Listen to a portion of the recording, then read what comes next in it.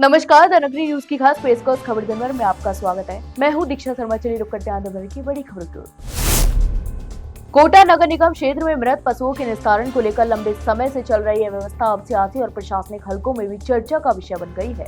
खुले में मृत गाय फेंके जाने से नाराज गौ रक्षकों ने धरना प्रदर्शन भी शुरू कर दिया।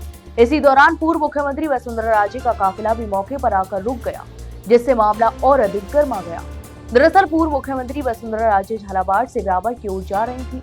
रास्ते में कोटा के पास गौ रक्षकों का धरना देखकर उन्होंने अपना काफिला रुकवाया और प्रदर्शनकारियों से सीधे संवाद किया।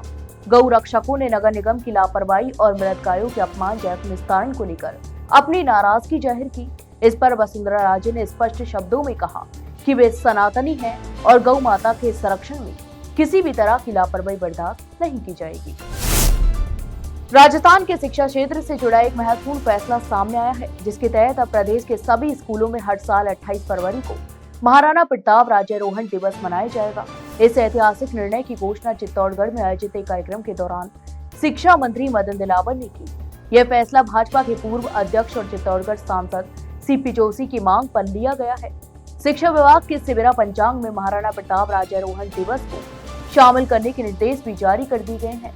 दरअसल सांसद सीपी जोशी ने कुछ समय पहले राज्य सरकार को एक पत्र लिखकर ये मांग उठाई थी कि महाराणा प्रताप से जुड़े किसी ऐसे महत्वपूर्ण दिन को सिविरा पंचांग में शामिल किया जाए, जिसे शैक्षणिक सत्र के दौरान स्कूलों में मनाया जा सके।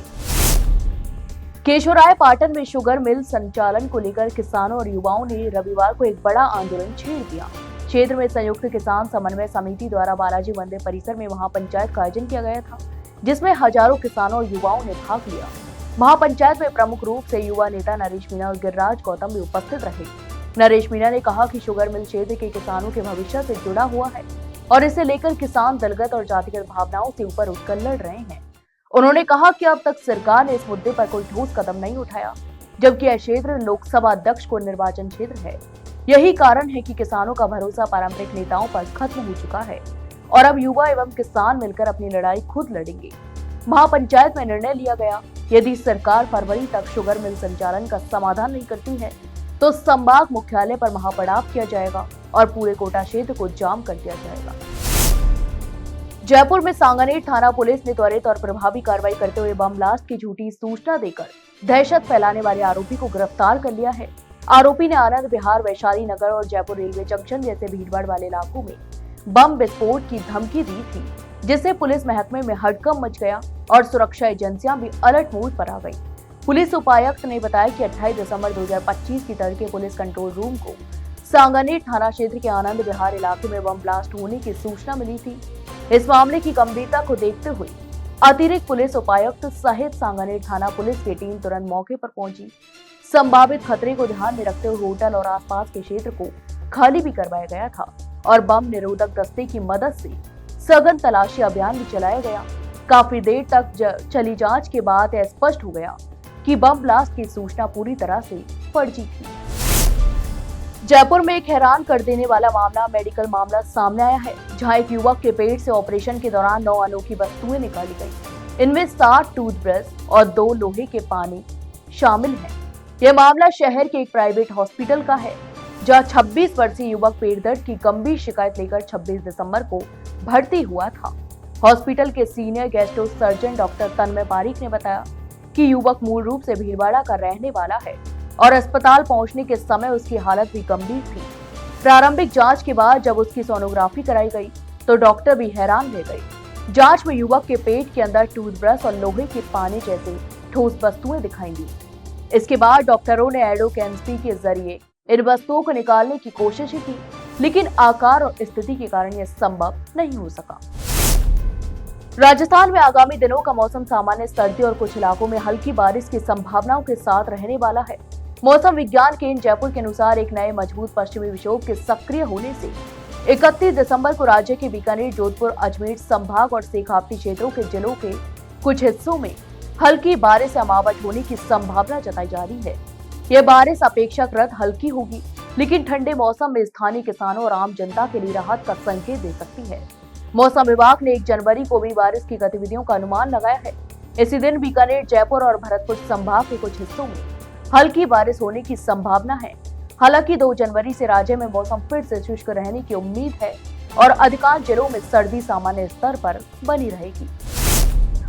पीसांगर उपखंड क्षेत्र के मांगलियाबाद थाना अंतर्गत राष्ट्रीय राजमार्ग पर बीती रात एक गंभीर सड़क हादसा हुआ।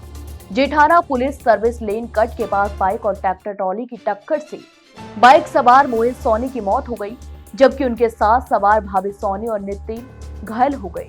मांगलियाबाद थाने की हादसे की सूचना मिलते ही मौके पर एएसआई गोपाल राम बिश्नोई, बीट अधिकारी वीरेंद्र लांच, हाईवे पेट्रोलिंग टीम के आरपीओ देविंदर सिंह, एआरपीओ विक्रम सिंह तथा 108 एम्बुलेंस की टीम के पायलट गोपाल गुर्जर और ईएमटी राकेश तुरंत मौके पर पहुंचे। उन्होंने घायल भाभी सोनी और नितिन को तुरंत उपचार के लिए जवाहरलाल नेहरू अस्पताल अजमेर में भर्ती कराया। मौलासर में रविवार को स्थानीय हनुमान मंदिर में हिंदू समाज के प्रमुख लोगों की बैठक आयोजित की गई। इस बैठक में आगामी 25 जनवरी को गांव में संतों के पावन सानिध्य में हिंदू सम्मेलन आयोजित करने का निर्णय लिया गया। यह आयोजन संघ के शताब्दी वर्ष के उपलक्ष्य में किया जा रहा है और इसमें समाज के सभी वर्गों के लोग भाग लेंगे। इस बैठक में सीताराम सैनी ने बताया कि हिंदू सम्मेलन से पूर्व एक सप्ताह लगातार विभिन्न कार्यक्रम आयोजित किए जाएंगे। इन कार्यक्रमों में प्रभात फेरी, घर घर पीले चावल का वितरण, कलश यात्रा और गांव की साज सज्जा भी शामिल होगी। इसका उद्देश्य सम्मेलन को भव्य और स्मरणीय बनाना है। इस आयोजन में हजारों की संख्या में माताएं, बहनें और समाज बंधु भी सम्मिलित होंगे। 12 में अंजुमन चौराहे पर वीमेन इंडिया मूवमेंट की महिला कार्यकर्ताओं और नागरिकों ने हिजाब के नाम पर मुस्लिम महिलाओं के साथ हो रही बदसलूकी और उन्नाव रेप मामले में धरना प्रदर्शन किया। इस दौरान महिलाओं ने न्याय व्यवस्था से महिलाओं की सुरक्षा और न्याय सुनिश्चित करने की मांग की। धरना स्थल पर महिलाएं हाथों में तख्तियां और बैनर लिए सड़कों पर बैठ गईं, जिन पर हिजाब हमारा अधिकार, रेपिस्ट को सख्त सजा दो और महिलाओं को न्याय दो जैसे नारे भी लिखे थे। बड़ी संख्या में उपस्थित महिलाओं ने अपनी आवाज उठाते हुए अपने आक्रोश और मांगों को जोरदार तरीके से पेश किया।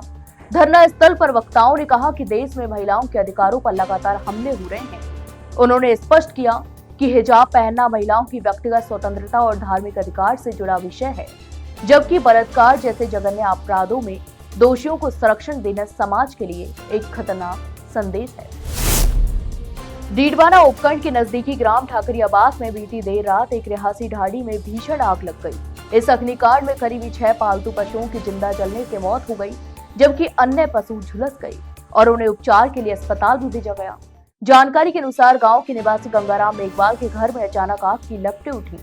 आग इतनी तेज थी कि बाड़े में बंधे पशु उसकी चपेट में आ गए। अपने पशुओं को बचाने के प्रयास में गंगाराम ने भी कुछ हद तक झुलसने की चोटें झेली। इस घटना के मरने वाले 6 दुधारू पशुओं के साथ साथ आधा दर्जन अन्य पशु भी गंभीर रूप से झुलस गए हैं, जिनका उपचार भी जारी है।